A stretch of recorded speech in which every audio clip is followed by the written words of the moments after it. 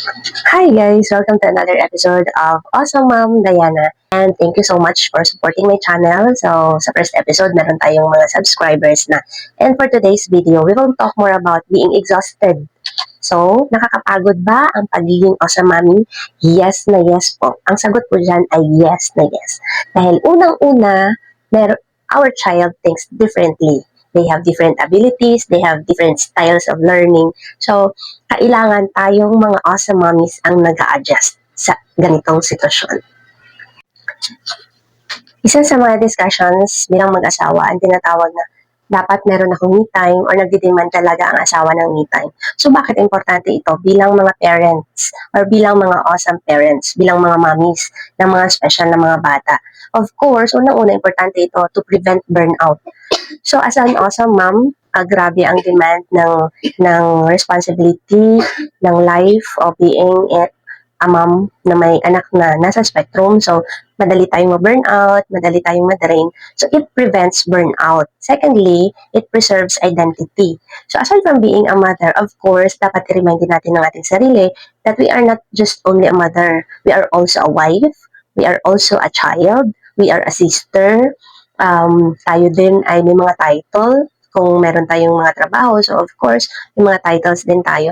Aside, outside of being a mom, we need to remind ourselves na hindi lang dito umiikot ang mundo natin para hindi tayo ma-depress, hindi tayo mag-isip ng sobra-sobra.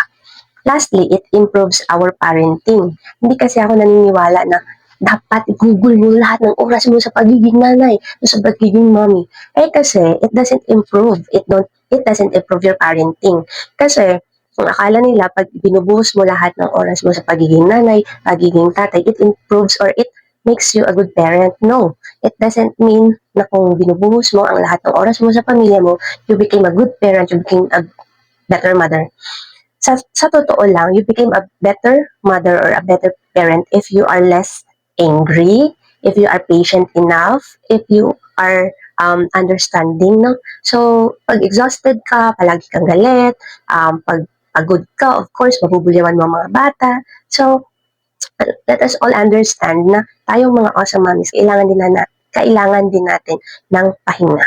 And it is a must for us, no? To be a good parent, to be a better parent. So, ang next na tanong, ano nga ba ang ginagawa ni Mami Diana or ni Ma'am Diane pag siya ay nag-me time? So, curious ba kayo kung anong ginagawa ko or nabu-burnout ba ako?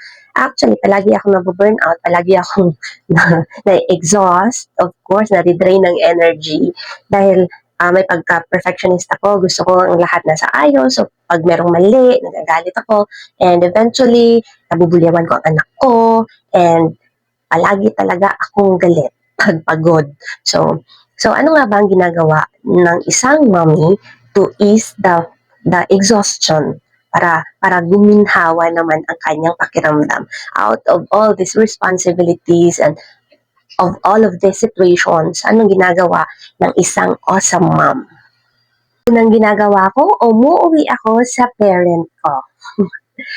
Totoo yun. Umuuwi talaga ako sa tatay ko, umuuwi ako sa aking kapatid na hindi ko dala ang aking anak at ang aking asawa. Opo, tama po iyon.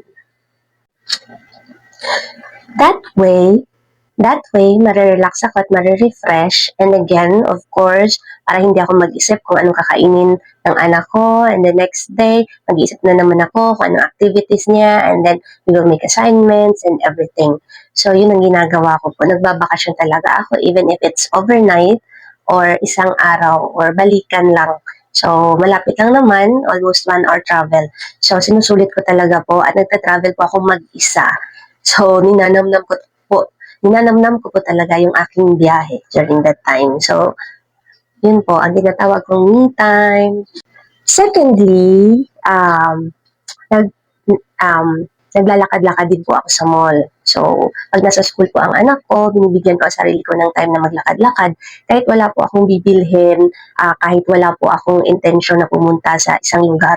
But, naglalakad-lakad po ako to ease the burden of thinking. No? So, meron kasi tayong worries na dinadala palagi sa araw-araw. So, Sa paglalakad ko, marami akong nakikita, meron akong nami-meet na ibang tao, so meron akong makakilala. So, ito po ang tinatawag ko na me time. So, mas maganda din po na maglakad-lakad sa walang tao din or minsan sa mga kalye na wala kang kakilala actually. So, nakaka-refresh po yun ng pakiramdam ko. Sa akin lang naman po, pero depende po sa inyo kung ano pong pakiramdam nyo doon. Isa pa po pala ay yung pag-upo ko na walang nakikipag-usap. Kung meron pong time na nagsa-cellphone ako or nag-i-edit or nagko-content ako na walang nadidisturbo. So, ito pong ginagawa ko is my passion. No? It keeps me sane. So, maraming nagtatanong, bakit daw ako nagko-content? Bakit daw ako nag-video-video? So, aside from this channel, I do have a lot of channels before. So, meron akong small kitchen vlogs and all about camping.ph. Hindi po kasi pwede na isang channel lang. So, iba-iba po yun. Yung isa is focused on the camping. Isa naman po yung small kitchen vlogs ko is about cooking. At ito naman po ay tungkol sa autism na part o yung tungkol lahat ito sa autism na tinatawag. So, simula pa noon, mahilig na talaga ako mag-documento, mahilig ako sa pictures. Ito po ay isa sa aking mga passion. Mag-document, magbasa, mag-research, at gusto ko po kasi palagi akong nag-learn. Ayoko po kasi maging stagnant. So even though I am a full-time mom, may ginagawa akong mga bagay na nakakapagpasaya sa aking sarili. At ang pinaka-paborito ko po talaga ay ang magkape alone. Alam niyo po, mahilig po talaga ako magkape. Pero pag awesome mommy ka, hindi pwede na hindi ka madisturbo sa pagkakape.